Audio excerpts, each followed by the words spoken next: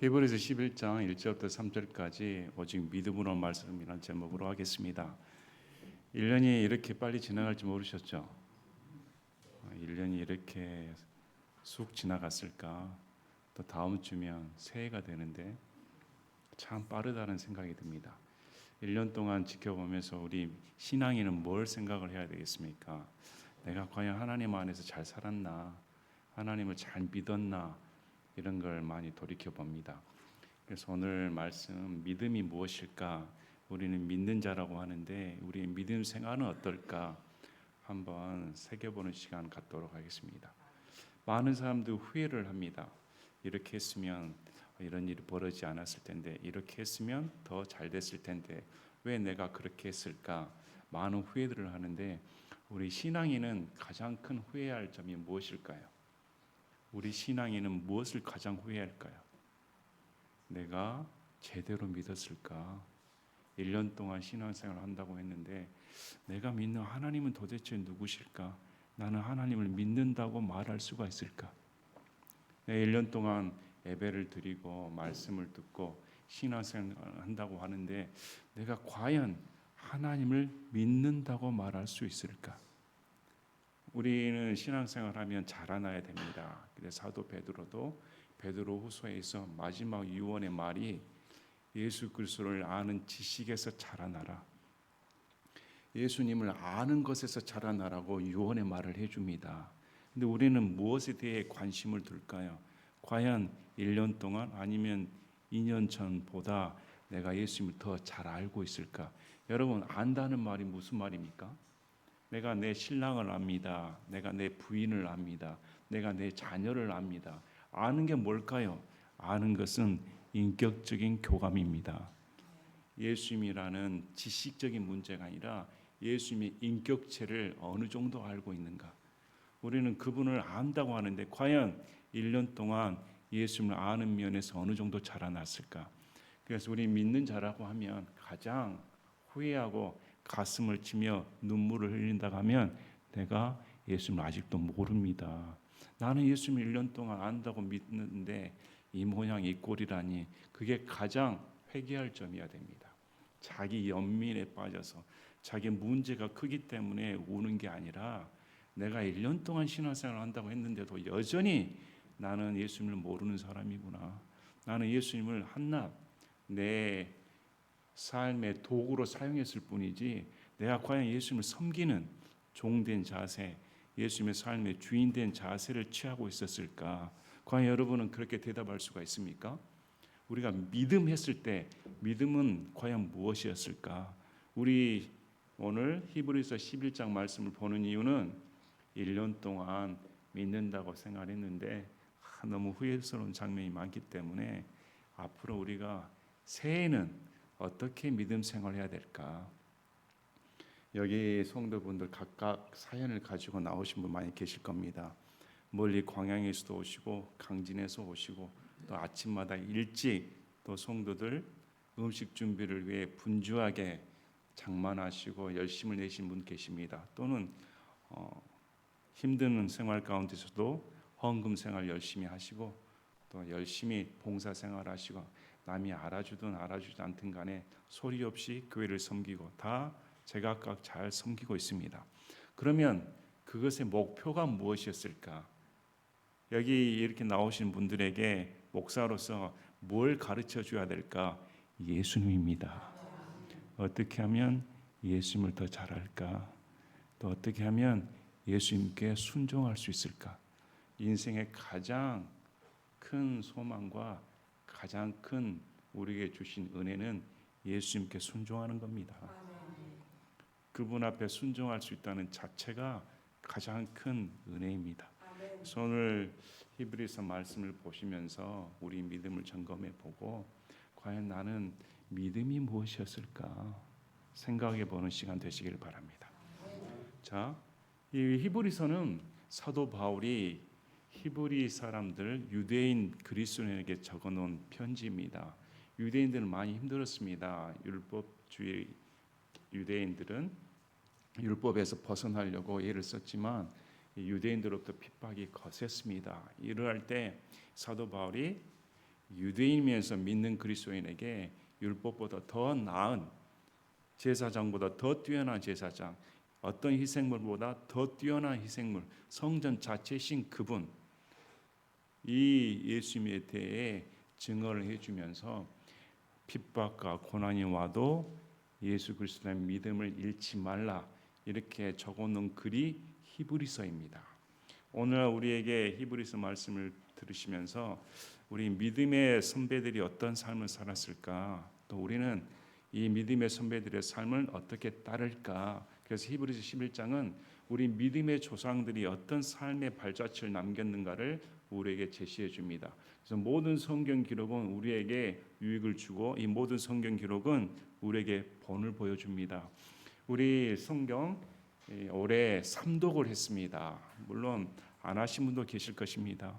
삼독이 무리라고 여겨지는 분도 계실 겁니다. 그러나 일독을 하고 또 이독을 하고 또 올해 삼독에 도전을 했더니 되지 않습니까?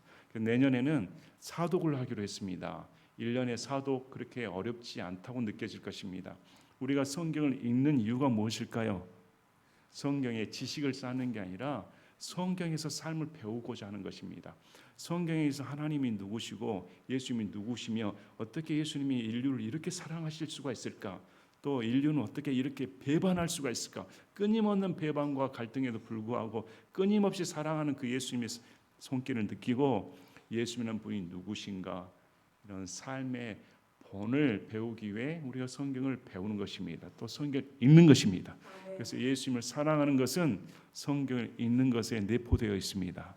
자, 내년에도 성경을 읽으시면서 예수님에 대해 더 간절히 아는 여러분이 되시기를 진심으로 소망합니다.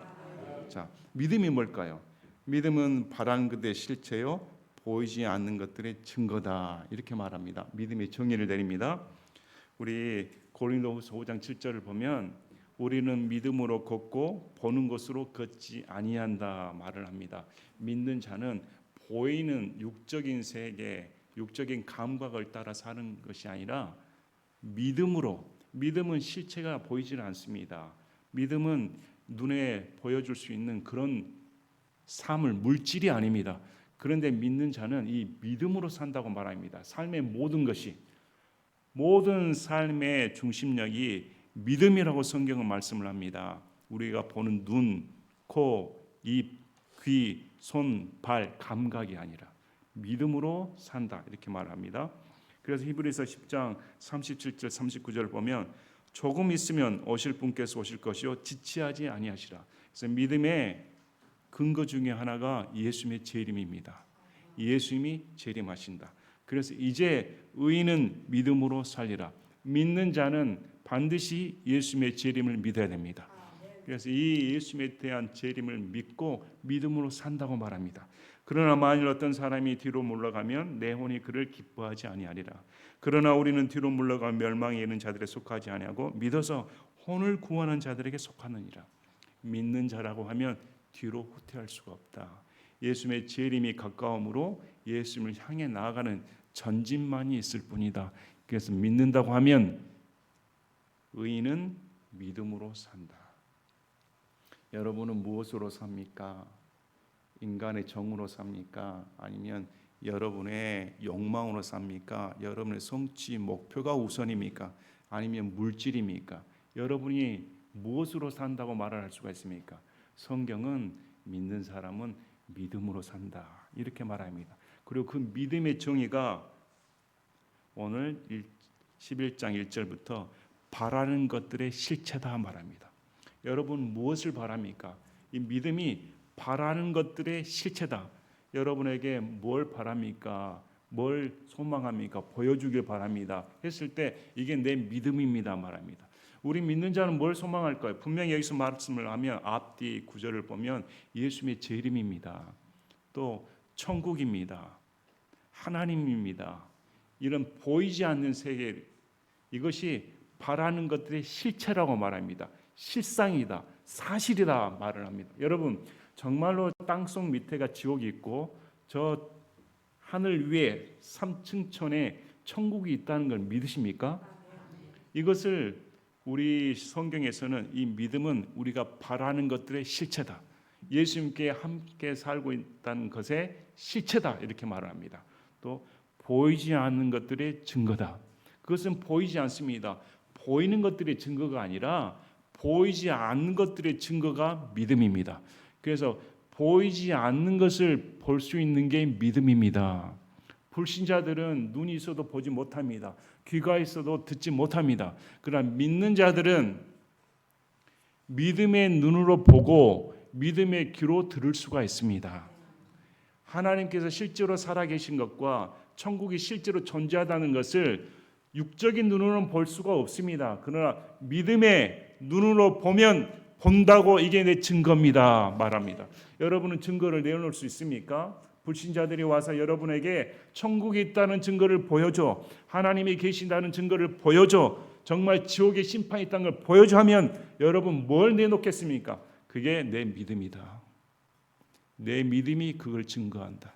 여러분의 믿음은 그걸 증언할 수가 있습니까? 여러분의 믿음은 예수님이 나를 위해 죽으셨다는 것을 증언할 수가 있다. 이게 내 증거다. 여러분 것이 되었습니까? 성경은 이 믿음은 바라는 것들의 실체고 보이지 않는 것들의 증거다. 이렇게 말을 해줍니다. 그리고 나서 장로들이 믿음으로 좋은 평판을 얻었다. 그래서 이 보이지 않는 것들의 증거와 바라는 것의 실체를 가진 믿음을 가진 장로들이 좋은 평판을 얻었다 말합니다. 이 장로들은 누구겠습니까? 우리 믿음의 조상들입니다.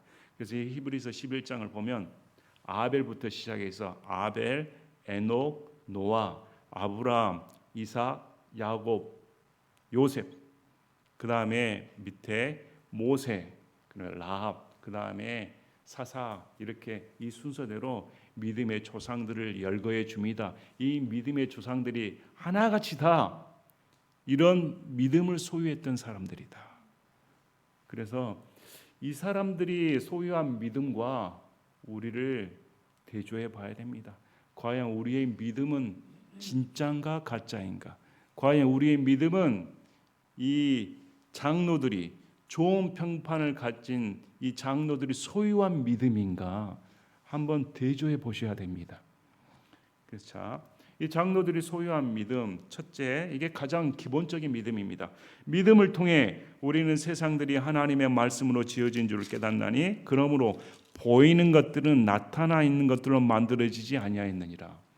모든 믿음의 시작은 창조주 하나님이십니다. 우리 창세기 1장 1절이 어떻게 시작합니까?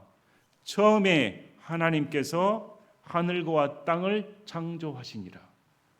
성경은 아예 첫 어떤 의문이나 대꾸나 상관없이 아예 1장 1절에 처음에 하나님께서 하늘과 땅을 창조하셨다.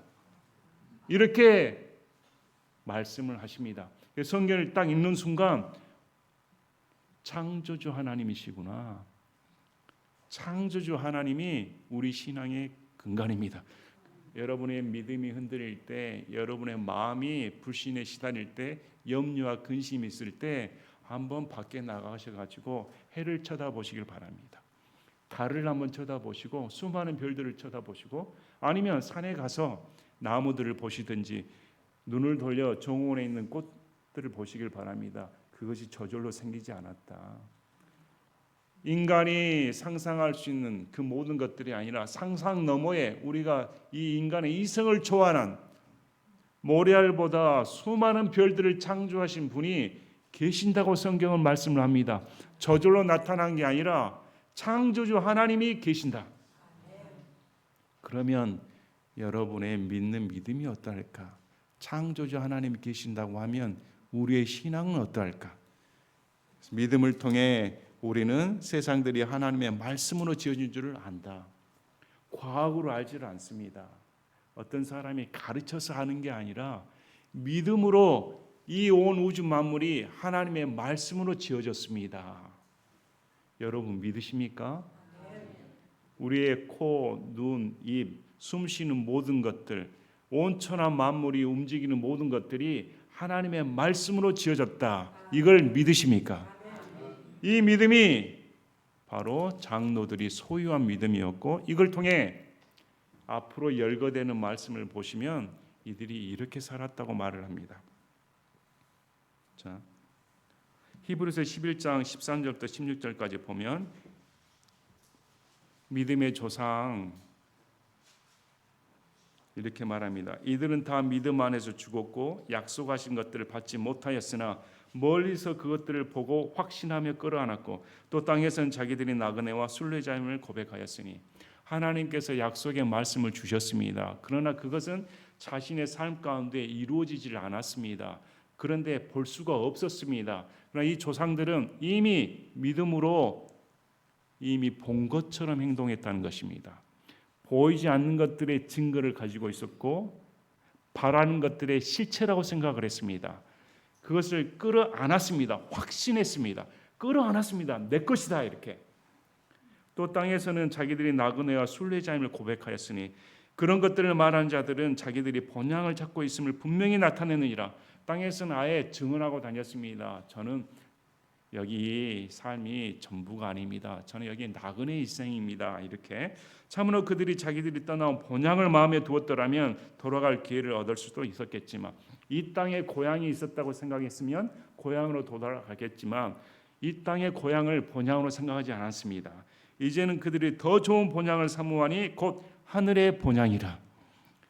아브라함, 이삭, 야곱 모두가 이 땅에 장막을 짓고 사는 나그네 삶을 살았지, 그들은 무엇을 추구했습니까? 하늘의 본향이 있다고 살았다는 것입니다. 그러므로 하나님께서도 그들이 하나님이라 불리는 것을 부끄러워하지 아니하시나니, 그래서 하나님께서 모세에게 나타나실 때 항상 하시는 말씀이 내가 아브라함의 하나님, 이삭의 하나님, 야곱의 하나님이다. 이들의 하나님이라 불리는 것을 부끄러워하지 아니했다. 왜 부끄러워하지 않으셨을까요? 이들은 이 땅 삶 가운데 살지 않았다. 나와 함께하는 하늘의 본향을 삶을 원했다고 말을 하는 것입니다. 그래서 이들의 하나님이 되시는 것을 부끄러워하지 아니하셨다. 이는 그분께서 그들을 위해 한 도시를 예비하셨기 때문이라.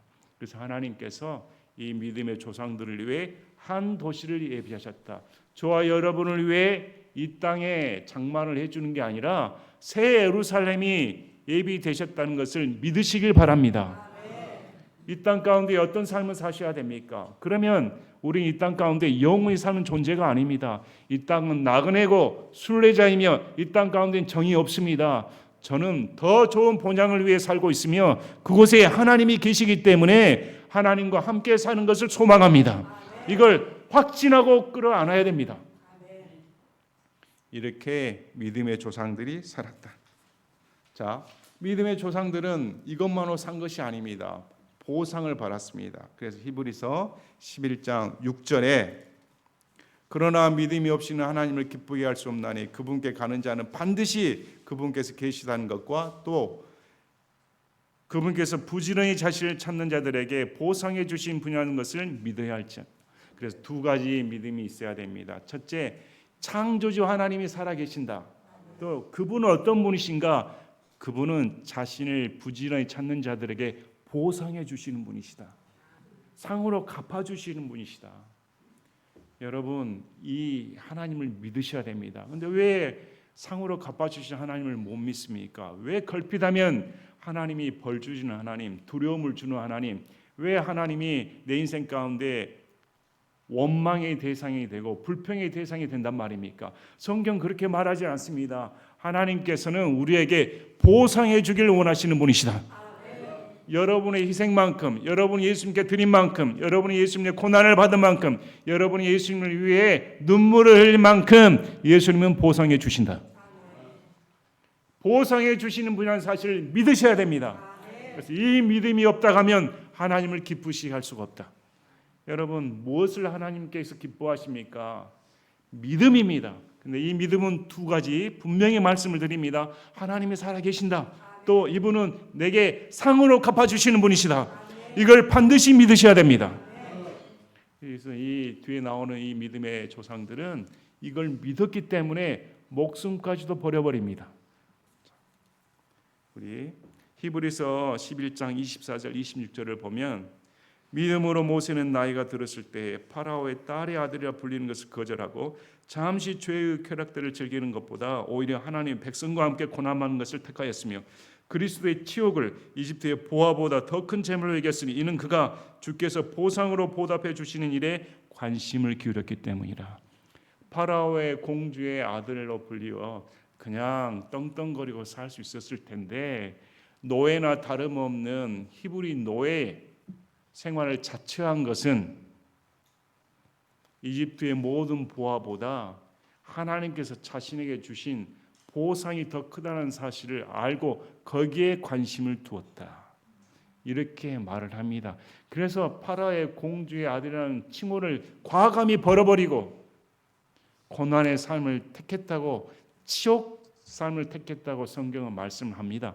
여러분은 어떻습니까? 우리는 어떨까요?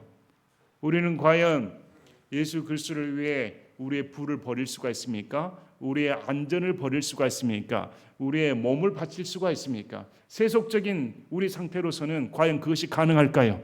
성경의 믿음의 조상들은 하나님께서 보상해 주신 후에 관심을 기울였다. 과연 우리의 관심은 뭡니까? 그날의 보상이 되어야 됩니다. 그날에 하나님 앞에 섰을 때 예수 그리스도로부터 존귀와 영광과 칭찬에 관심을 두셔야 됩니다. 그것이 관심이 대상이 되어야 됩니다. 우리 사도 바울도 말합니다. 빌립보서 3장 13절 14절에 형제들아 나는 내가 이미 붙잡은 줄로 여기지 아니하며 다만 이 한 가지를 행하나니 곧 위에 있는 그것들을 잊어버리고 앞에 있는 그것들에 도달하려고 나아가 그리스도 예수님 안에서 하나님의 높은 부르심의 상을 받기 위하여 표대를 향해 밀치고 나간다. 이미 뒤에 있는 건 잊어버리고 앞에 부르심의 상을 쫓아 앞으로 전진한다 말합니다.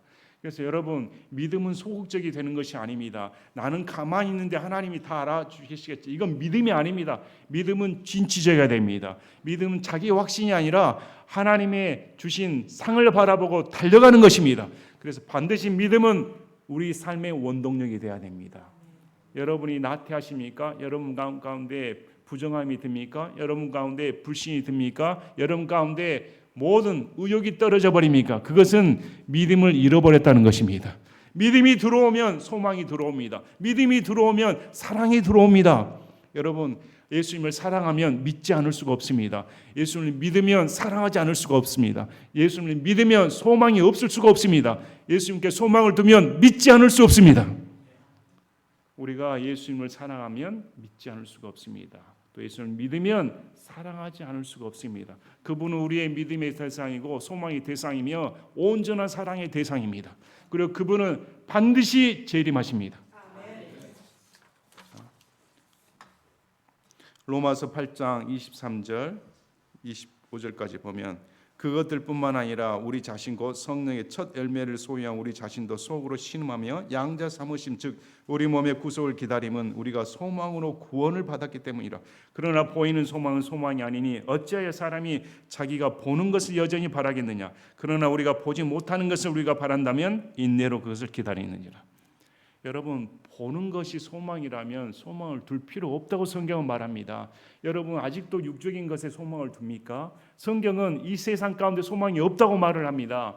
진정한 소망은 보이지 않는 영적인 하나님의 나라가 하나님의 왕국이 우리의 소망이라고 성경은 말합니다. 그래서 보이지 않는 것을 바란다고 하면 우리에게 필요한 건 인내입니다. 그래서 그 사람의 믿음의 진가가 드러나는 것은 인내가 있는가 없는가를 보면 합니다. 여러분의 믿음이 진실인가를 아는 것은 인내입니다. 시험입니다. 훈련입니다. 고난입니다. 그래야 그 사람의 믿음의 진가가 드러납니다. 나는 하나님을 믿습니다. 재림을 믿습니다. 천국과 지옥의 심판이 있습니다. 이렇게 믿는다고 말을 하면서도 예배도 안 나오고 헌금도 안 나오고 기도도 안 한다고 하면 그 사람 신앙이 과연 진짜일까요? 조금만 아프면 하나님을 불신해버리고 조금만 인생 가운데 고난이 오면 하나님을 원망해버린다면 그것이 과연 믿음일까요? 그것은 믿음이 아닙니다. 믿음은 완전히 예수님을 신뢰하는 것입니다. 그래서 히브리서 11장 35절 36절에 여인들은 자기들의 죽은 자들을 다시 살려서 받기도 하고 다른 이들은 고문을 당하되 더 좋은 부활을 얻으려고 구출받기를 원치 아니하였으며 또 다른 이들은 심한 조롱과 채찍질의 시련과 참으로 또한 결박과 옥에 갇히는 시련도 겪었느니라. 이분들 보시길 바랍니다. 구차하게 목숨을 빌지 않았습니다. 구차하게 시련을 모면하지는 않았습니다. 오히려 적극적으로 시련을 당해버리겠다. 오히려 더 적극적으로 채찍질을 당해버리겠다. 아니, 더 힘든 죽음을 택하겠다. 사느니 차라리 예수 그리스도를 위해 죽어버리겠다. 왜? 그것이 더 큰 나에게 부활의 영광을 가져다 주니까. 이런 삶을 택했다는 것입니다. 과연 오늘날 이것이 우리 가운데 울려 퍼지는 메시지가 될까? 남의 얘기지, 성경에 있는 얘기지, 나하고는 상관이 없지, 이렇게 생각하지 않습니까? 성경의 믿음의 사람들은 우리같이 살지 않았습니다. 여러분들이 성경을 보면 부끄러워야 됩니다. 나는 믿음은 가짜구나. 내가 믿는다는 것은 과연 실체가 없는 거였구나. 나는 하나님을 안다고 하는데 완전히 꽝이었구나. 내가 믿는 예수님은 누구일까? 순전히 예수님을 나의 삶의 도구로 삼았구나. 완전히 나는 다른 삶을 살았구나. 보시길 바랍니다. 오히려 이들은 구차하게 생명을 구걸하지는 않았습니다. 우리 같으면 어떨까요? 아예 난리 법석을 칠 겁니다. 살려달라고 애걸복걸할 겁니다. 감옥에서 탈출시켜달라고, 병에서 구원시켜달라고, 온 세상의 짐은 다 본인이 진 것처럼 자신의 연민에 빠져버릴 겁니다. 그런데 이들은 그런 삶 살지 않습니다. 내게 더 좋은 부활이 있다. 자, 그러면 이렇게 신앙생활을 할 수 있는 근거가 뭘까? 우리가 하나님을 사랑할 수 있는 근거가 뭘까요? 여러분, 왜 하나님을 사랑합니까? 왜 우리가 예수님을 사랑할 수가 있을까요? 로마서 5장 8절, 우리가 아직 죄인이었을 때 그리스도께서 우리를 위해 죽으심으로써 하나님께서 우리를 향한 자신의 사랑을 당당히 제시하시느니라. 사랑은 여기 있다. 우리가 아직 죄인이었을 때, 원수 되었을 때, 하나님과 내 사이가 원수지간이었을 때 내가 너를 사랑한다는 증거를 보여주겠다. 그것이 내가 내 아들을 너를 위해 준 것이다. 그래서 로마서 8장 32절에 자신의 아들을 아끼지 아니하시고 우리 모두를 위해 그분을 내주신 분께서 어찌 그 아들과 함께 또한 모든 것을 우리에게 값없이 주지 아니하시겠느냐. 생각해 보라는 것입니다. 너 고난 가운데 있다고, 환난 가운데 있다고, 힘들다고 나를 원망하는데 과연 내가 너를 얼마나 사랑하는지 보여주었지 않는가. 나는 내 아들을 아끼지 않고 너를 위해 주었어. 내가 너를 위해 내 아들까지 죽음에 내몰았어. 우리 성경 보시길 바랍니다. 하나님 아버지 뜻에 따라 순종하여 아들이신 예수님께서 자신의 목숨을 죄인된 우리를 위해 주시기 위해 이 땅까지 찾아오셔서 십자가 못 박혀 죽으셨다. 여러분 자녀 있으십니까? 여러분 아들 있으십니까? 군대 보낸 아들 목소리 들으려고 난리치지 않습니까? 목소리만 들어도 울고불고 하지 않습니까? 과연 여러분은 여러분의 자녀를 다른 사람의 목숨을 위해 죽음 가운데 내몰 수가 있습니까? 과연 여러분의 자녀를 죽이실 수가 있습니까? 하나님께서는 죄인된 우리를 위해 그렇게 하셨다는 것입니다. 그런데 어떻게 하나님의 마음을 이해할 수가 있습니까? 어떻게 그 하나님의 사랑을 멸시할 수가 있단 말입니까? 우리는 하나님의 사랑을 모르는 사람들입니다. 성경에서 보시길 바랍니다. 하나님께서 죄인된 우리를 위해 자신의 사랑을 아들을 주심으로써 입증해 주었다. 내가 이만큼 사랑한다. 자, 삼위일체 하나님은 하나이신 분입니다. 아버지 하나님과 아들 예수님과 성령 하나님은 떨어질 수가 없으신 분입니다. 그분의 분리는 우리가 상상하는 죽음 이상의 사건입니다. 근데 아들이신 그분이 그 모든 영광과 부귀를 다 버리시고 하나님 아버지로부터 죄로 낙인을 지켰습니다. 저주로 낙인을 지키셨습니다. 그리고 십자가에 달려 버림바 되셨습니다. 누구를 위해? 바로 죄인된 우리를 위해.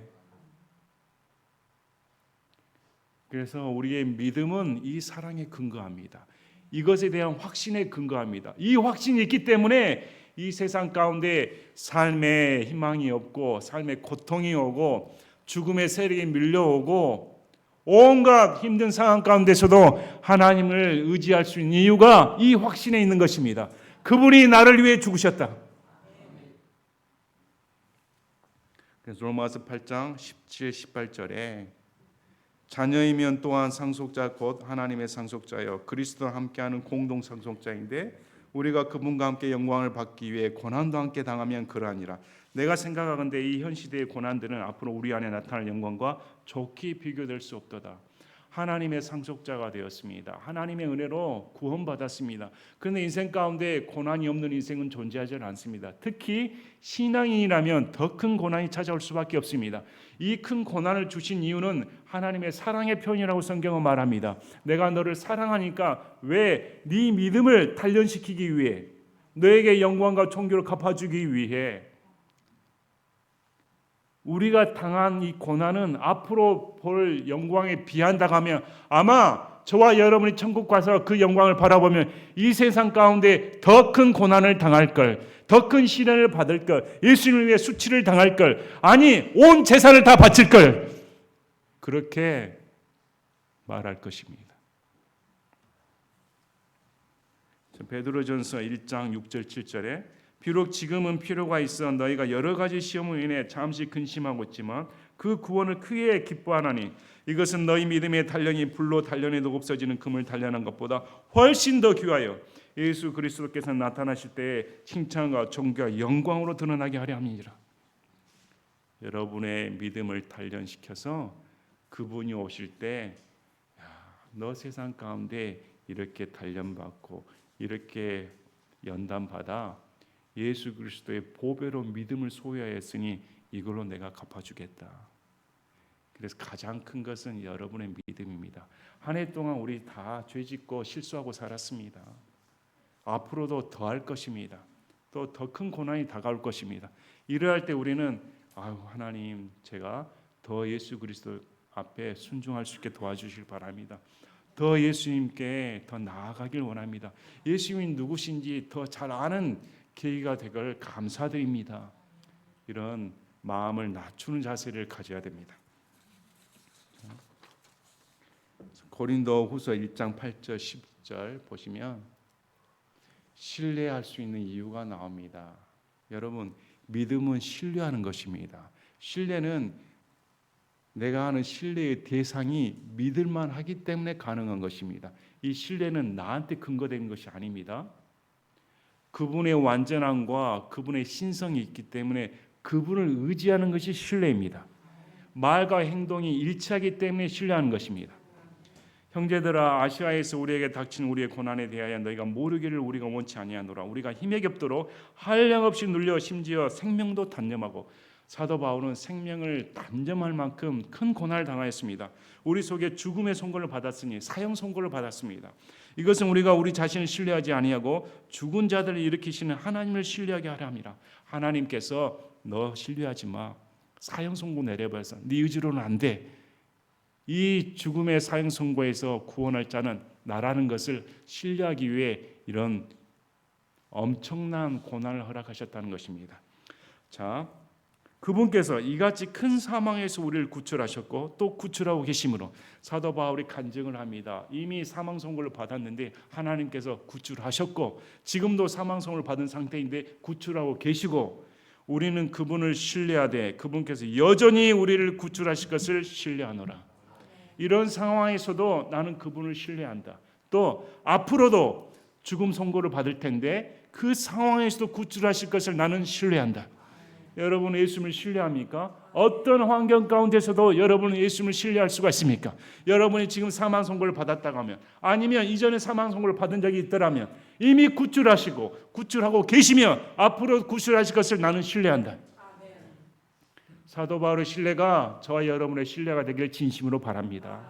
어떤 환경 가운데서도 그분이 우리와 함께한다는 사실을 신뢰하시길 바랍니다. 에베소서 1장 13절 14절은 우리에게 구원의 역사에 대해 가르쳐 줍니다. 너희도 진리의 말씀 곧 너희 구원의 복음을 들은 뒤에 그리스도를 신뢰하였고 너희가 믿은 뒤에 또한 그분 안에서 약속의 저 거룩하신 영으로 복인되었는데, 진리의 말씀을 들은 뒤에 그리스도를 신뢰하였다, 믿었다. 이것은 구원이 어떻게 이루어진가를 가르쳐 줍니다. 자, 말씀을 들어야, 구원의 복음을 들어야 예수를 믿을 수가 있습니다. 말씀을 듣지 않고서는, 복음을 전해 듣지 않고서는 믿을 수가 없습니다. 또 믿은 후에 성령이 오십니다. 어떤 분 같이 성령께서 오셔서 믿게 해준다 말은 거짓말입니다. 성경 분명히 순서를 말해줍니다. 말씀을 들은 뒤에 신뢰하고 신뢰한 뒤에 성령께서 오십니다. 성령께서 오셔서 봉인해 주셨다. 완전한 구속의 역사를 이루어 주셨다고 말합니다. 절대 흔들리지 않습니다. 영원히 성령께서 내 안에 거하신다. 이 영께서는 값주고 사신 그 소유물이 구속받을 때까지 우리 상속기업의 보증이 되사 하나님의 영광을 찬양하게 하시느니라. 그러므로 이 얼마나 큰 은혜를 누립니까? 말씀을 들은 뒤에 예수님을 알게 되고 그분을 믿은 뒤에 성령께서 오셔서 내 구원의 보증이 되셨다. 이는 하나님의 아들입니다. 보증 도장을 찍어 주셨습니다. 절대 변하지 않습니다. 그래서 요한계시록이 11장 4절을 보면 하나님께서 그들의 눈에서 모든 눈물을 닦아주실 것이며 다시는 사망이 없고 슬픔도 울부짖음도 없으며 아픔도 다시는 없으니 이는 이전 것들이 지나갔기 때문이라. 여러분, 이 세상 잠시입니다. 잠시 잠깐입니다. 저와 여러분 흔적도 이 세상에 찾아볼 수 없습니다. 이제 저 천국에 가면 하나님께서 여러분의 눈물을 씻겨주실 것입니다. 더 이상 슬픔은 없습니다. 고통은 없습니다. 두려움은 존재하지 않습니다. 그분이 빛이 되시고 그분 자체가 성전이십니다. 여러분, 오늘 말씀을 보시면 우리가 이런 믿음을 소유하고 살아야 됩니다. 오직 믿음으로 사시길 바랍니다. 오래 그렇게 살지 못했다고 하면 다시 믿음의 조상들이 어떻게 살았는가, 믿음의 조상들이 창조주 하나님을 믿고 부활할 것을 믿었으며 보상해 주신다는 사실을 믿어 확신하였습니다. 이런 믿음을 갖고 살았다고 하면 우리가 어떻게 살아야 될 것인가. 그리고 가장 우리의 슬픈 제목은 제가 믿지 못하였습니다. 제가 하나님을 알지 못했습니다. 제가 하나님을 신뢰하지 못했습니다. 이것이 가장 큰 여러분의 슬픔이 되어야 됩니다. 한 해 동안 우리가 믿음을 살지 못했던 거 회개하시고 앞으로 내년에는 예수님만 신뢰해야겠다. 참 예수님을 바로 믿어야겠다. 이렇게 다짐하는 여러분 되시기를 진심으로 바랍니다. 제가 기도하고 마치겠습니다.